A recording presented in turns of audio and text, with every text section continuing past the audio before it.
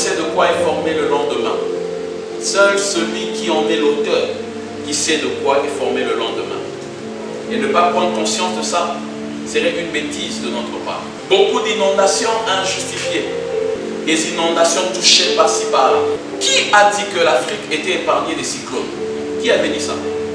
Que l'Afrique était épargnée des cyclones. On a seulement vu ça en Amérique latine. Qui a dit que l'Afrique était exemptée des cyclones? Vous allez voir les cyclones. Vous en donnerez un nom de cyclone avec un nom africain. Ça ne sera pas le cyclone Alex. Ça ne sera même pas Katrina. Mais vous allez entendre un nom africain. Cyclone ayant un nom africain. Et qui va frapper la côte est de l'Afrique. Frapper la côte est de l'Afrique. Madagascar, de nouveau frappé par un cyclone. Le passage de Guézani sur la Grande Île mardi soir a fait au moins 31 morts. C'est la deuxième ville du pays qui a été balayée. Selon les autorités, près de 75% de la ville a été détruite. La correspondance à Tananarive d'Aurélie Couman. Une scène apocalyptique, c'est le terme qui revient pour les habitants de Tamatave. Alors pour bien situer Tamatave, il s'agit du poumon économique de Madagascar. C'est la porte d'entrée pour la plupart des marchandises qui circulent dans tout le pays.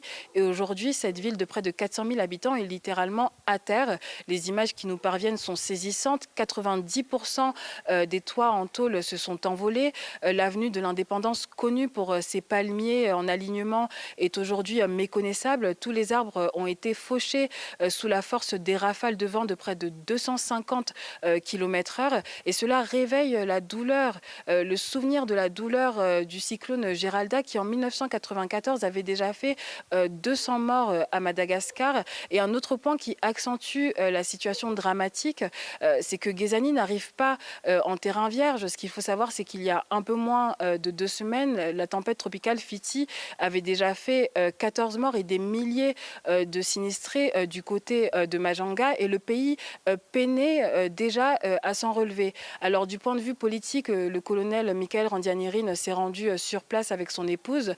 On a pu voir des images de lui patauger dans les rues inondées, discuter avec les sinistrés, exprimer son soutien. Actuellement, le cyclone Guézani devrait ressortir cette nuit dans le canal du Mozambique, pendant que les avions humanitaires s'apprêtent à se rendre sur place, car énormément de Malgaches actuellement sont en besoin extrême d'abri et d'eau potable.